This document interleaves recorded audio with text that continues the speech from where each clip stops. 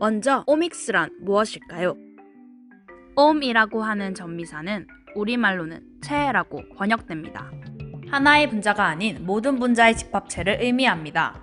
오믹스의 대상이 되는 분자에는 많은 종류가 있습니다. 지놈과 같은 분자들이 이에 해당되며 분자들 사이의 상호작용을 연구하는 학문이 바로 오믹스, 체학입니다. 쉽게 비유해 봅시다. 유전자, 단백질 등의 퍼즐 한 조각을 분석하는 데에서 더 나아가 퍼즐이 만들어내는 그림을 분석하는 학문이 바로 오믹스입니다. 우리는 그중 오믹스의 한 부분인 후성유전체학에 대해 알아보려고 합니다. 유전자들은 어떻게 우리를 표현할까요? 모든 개체들은 기본적으로 부모에게서 물려받은 각자의 DNA를 가지고 있는데 이 DNA의 염기 서열이 RNA로 전사되고 RNA가 단백질로 번역되어 우리 몸을 표현하게 됩니다. 이를 센트럴 도그마라고 합니다. 센트럴 도그마란 생명체의 세포에서 유전 정보가 어떻게 이용되는지 그 흐름의 방향을 설명하는 원리입니다.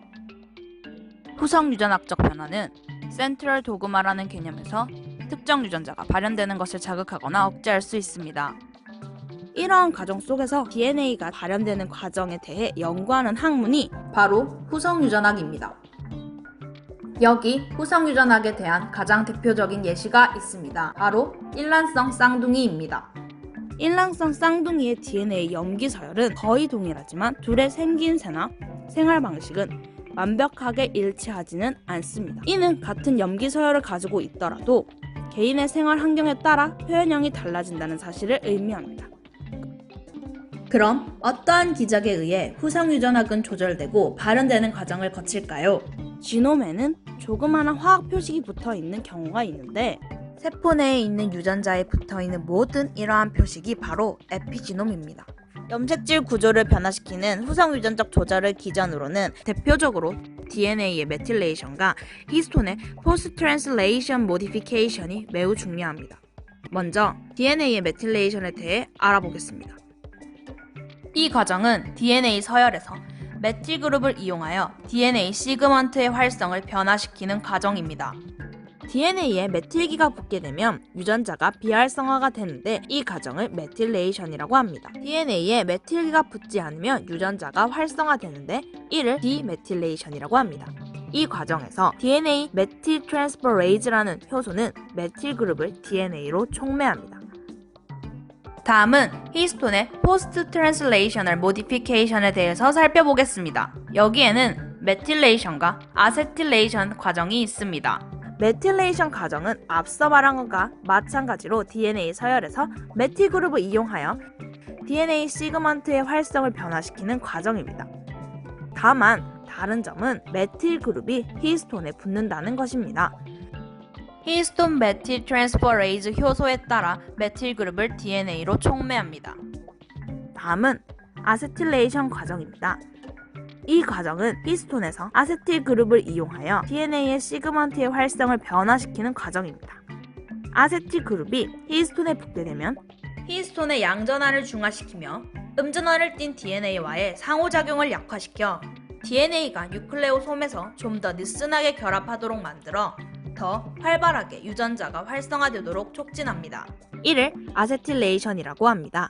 디아세틸레이션은 이러한 아세틸 그룹이 히스톤에 붙지 못하도록 하여 유전자를 비활성화시킵니다. 이때 관여하는 효소는 두 가지가 있는데 아세틸 그룹이 히스톤에 촉매되도록 하는 히스톤 아세틸 트랜스퍼레이즈와 아세틸 그룹이 히스톤으로부터 제거되도록 하는 히스톤 디아세틸레이즈가 있습니다. 또 다른 후성유전학적 조절 기전은 세포 분열을 하는 동안에도 발생합니다. 즉, 후성유전학적 변화는 유기체가 소멸할 때까지 영향을 미칠 수 있습니다. 때문에 정상적인 발달 과정의 일부라고 생각할 수 있습니다. 신체의 어떤 기관으로도 키워낼 수 있는 배아세포는 특정한 기관의 세포로 발전될 수 있도록 조정해주는 유전자인 마스터 유전자에서 비롯됩니다. 이러한 마스터 유전자에서 세포가 분열하면서 발현되는 유전자가 있고 억제되는 유전자도 있습니다. 이러한 기적을 통해서 후성유전체의 에피지놈의 발현이 조절되기 때문에 후성유전학은 에피지놈과 트랜스크립톰에 대해 분석합니다. 에피지놈과 트랜스크립톰의 분석을 위해서는 생물정보학이 필요합니다. 여기서 생물정보학이란 생명공학과 정보학의 합성어로 유전체 빅데이터 분석을 통해 생물학적으로 유의한 정보를 만들어 나가는 학문입니다. 유전학과 분자생물학의 발전으로 생물의 모든 정보를 담고 있는 유전체에 대한 빅데이터를 얻을 수 있게 되었고, 컴퓨터의 발전으로 프로그램을 이용한 빅데이터 분석이 가능해지게 되면서 발전하게 되었습니다.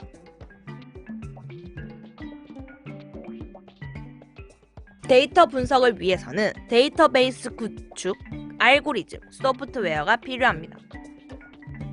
데이터베이스는 생물정보학에서 진행하는 연구와 응용에 매우 중요합니다.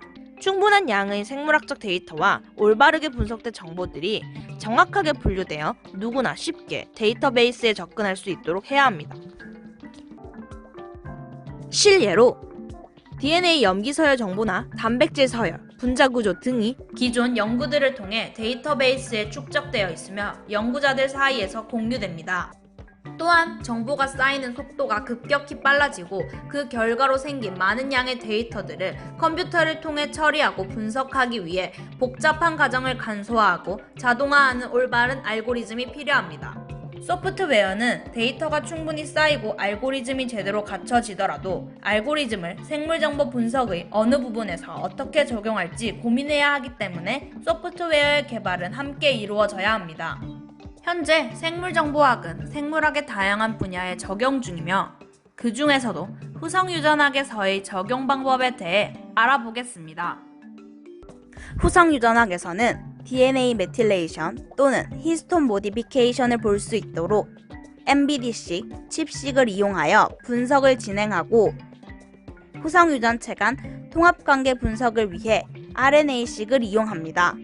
RNA식은 mRNA를 cDNA로 만든 후 차세대 염기서열 분석을 이용하여 시료에 존재하는 모든 염기서열을 분석하는 방법입니다. 전사체식 분석을 통해 대조군을 뜻하는 컨트롤과 실험군을 뜻하는 트리트에서 어떠한 유전자가 더 많이 발현되었는지 비교하는 과정을 RNA 어널리시스라고 합니다. 분석 과정은 라이브러리 제작, 시퀀스 분석, 데이터 분석 과정을 통해 진행됩니다. 여기서 제시하는 과정은 대중적인 분석 과정으로 실험의 목적에 따라 다를 수 있습니다. 가장 먼저 분석을 위한 데이터 생성을 위해 라이브러리를 제작해야 합니다. 분자생물학의 라이브러리는 도서관이 아닌 각기의 다른 유전자 조각을 동일한 벡터에 삽입한 것을 말하며 여기서는 어댑터들이 벡터에 해당됩니다. 라이브러리 제작을 위해 설계한 실험의 트리트와 컨트롤에서 조직이나 세포를 채취합니다.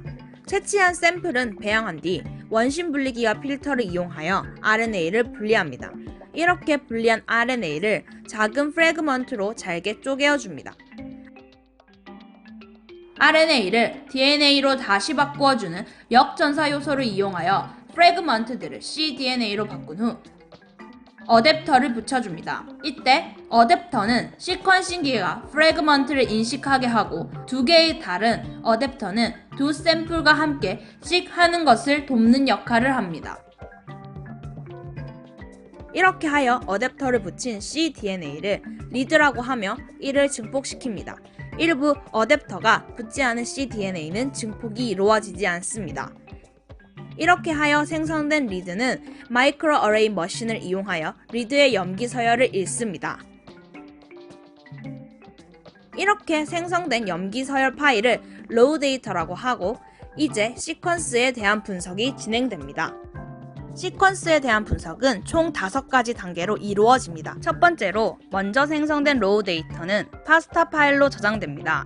이 생성된 파스타 파일을 FASTQ 파일로 전환시키는 과정을 통해 날 것 그대로인 데이터 파일에 주석을 달아줍니다. 퀄리티 체크 과정은 RNA의 데이터 서열의 퀄리티에 관한 정보를 측정하는 과정입니다. FASTQ 파일의 데이터가 얼마만큼의 리드를 가지며 어댑터의 유무, 중복된 서열 등과 같은 기본적인 정보의 퀄리티를 평가하는 단계로 FASTQC라는 프로그램을 주로 이용합니다.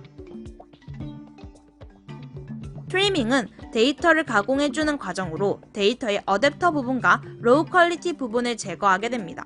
제거가 완료되면 한 번 더 퀄리티 체크 과정을 거친 다음 단계로 넘어갑니다. 다음으로 매핑입니다. 매핑은 리드를 레퍼런스 지놈에 붙여서 비교하는 과정으로, 여기서 레퍼런스 지놈이란 데이터 분석의 대상이 되는 종의 모든 지놈 데이터베이스를 뜻합니다. 매핑 과정이 끝나면 마지막 단계인 카운팅 과정이 진행됩니다. 카운팅 과정은 중복되는 리드의 수를 세는 과정으로 유전자가 얼마나 발현되었는지 유전자 발현도를 정량적으로 표시해줍니다. 다음은 RNA 분석의 마지막 단계인 데이터 분석입니다.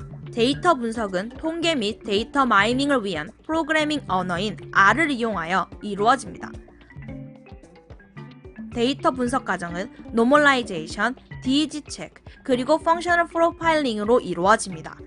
우리가 다루는 모든 데이터들은 가지는 속성이 있습니다.